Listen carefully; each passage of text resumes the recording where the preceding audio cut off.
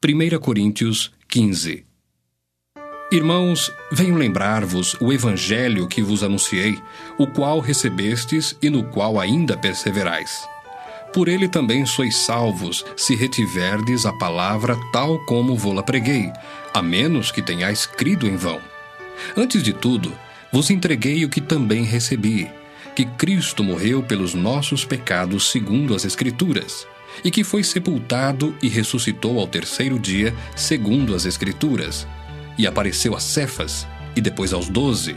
Depois foi visto por mais de 500 irmãos de uma só vez, dos quais a maioria sobrevive até agora, porém alguns já dormem.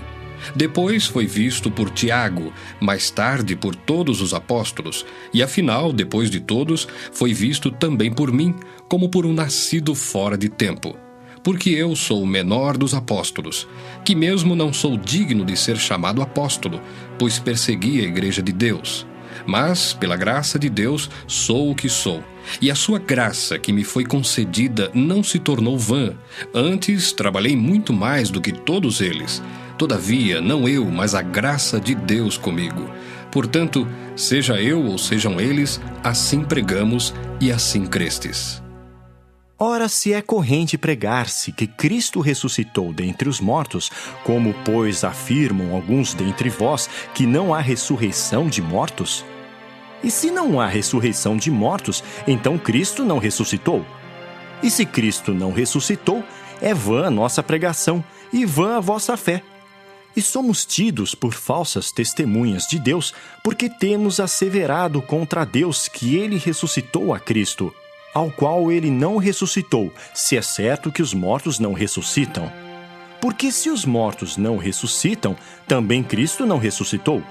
E se Cristo não ressuscitou, é vã a vossa fé, e ainda permaneceis nos vossos pecados. E ainda mais, os que dormiram em Cristo pereceram. Se a nossa esperança em Cristo se limita apenas a esta vida, somos os mais infelizes de todos os homens. Mas, de fato, Cristo ressuscitou dentre os mortos, sendo ele as primícias dos que dormem. Visto que a morte veio por um homem, também por um homem veio a ressurreição dos mortos. Porque assim como em Adão todos morrem, assim também todos serão vivificados em Cristo. Cada um, porém, por sua própria ordem. Cristo as primícias, depois os que são de Cristo, na sua vinda. E então virá o fim, quando ele entregar o reino ao Deus e Pai, quando houver destruído todo o principado, bem como toda potestade e poder. Porque convém que ele reine até que haja posto todos os inimigos debaixo dos pés. O último inimigo a ser destruído é a morte, porque todas as coisas sujeitou debaixo dos pés. E quando diz que todas as coisas lhe estão sujeitas, certamente exclui aquele que tudo lhe subordinou. Quando, porém, todas as coisas lhe estiverem sujeitas, então o próprio Filho também se sujeitará àquele que todas as coisas lhe sujeitou, para que Deus seja tudo em todos. De outra maneira, que farão os que se batizam por causa dos mortos? Se absolutamente os mortos não ressuscitam, por que se batizam por causa deles? E por que também nós nos expomos a perigos a toda hora? Dia após dia morro. Eu o protesto, irmãos, pela glória que tenho em vós outros em Cristo Jesus, nosso Senhor. Se como homem lutei em Éfeso com feras, que me aproveita isso? Se os mortos não ressuscitam, comamos e bebamos, que amanhã morreremos. Não vos enganeis. As más conversações corrompem os bons costumes. Tornai-vos à sobriedade como é justo e não pequeis, porque alguns ainda não têm conhecimento de Deus. Isto digo para vergonha vossa. Mas alguém dirá, como ressuscitam os mortos? E em que corpo vêm? Insensato! O que semeias não nasce se primeiro não morrer.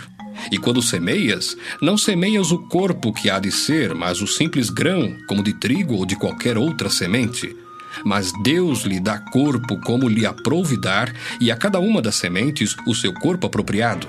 Nem toda carne é a mesma, porém uma é a carne dos homens, outra a dos animais, outra a das aves e outra a dos peixes. Também há corpos celestiais e corpos terrestres, e sem dúvida, uma é a glória dos celestiais e outra a dos terrestres. Uma é a glória do sol, outra a glória da lua, e outra a das estrelas, porque até entre estrela e estrela há diferenças de esplendor. Pois assim também é a ressurreição dos mortos. Semeia-se o corpo na corrupção, ressuscita na incorrupção. Semeia-se em desonra, ressuscita em glória. Semeia-se em fraqueza, ressuscita em poder. Semeia-se corpo natural, ressuscita corpo espiritual. Se há corpo natural, há também corpo espiritual. Pois assim está escrito: o primeiro homem, Adão, foi feito alma vivente. O último Adão, porém, é espírito vivificante. Mas não é primeiro o espiritual e sim o natural, depois o espiritual. O primeiro homem, formado da terra, é terreno. O segundo homem é do céu. Como foi o primeiro homem, o terreno, tais são também os demais homens terrenos. E como é o homem celestial, tais também os celestiais. E assim como trouxemos a imagem do que é terreno, devemos trazer também a imagem do celestial. Isto afirmo, irmãos, que a carne e o sangue não podem herdar o reino de Deus, nem a corrupção herdar a incorrupção. Eis que vos digo um mistério. Nem todos dormiremos, mas transformados seremos todos, num momento, num abrir e fechar de olhos, ao ressoar da última trombeta. A trombeta soará, os mortos ressuscitarão incorruptíveis e nós seremos transformados. Porque é necessário que este corpo corruptível se revista da incorruptibilidade e que o corpo mortal se revista da imortalidade.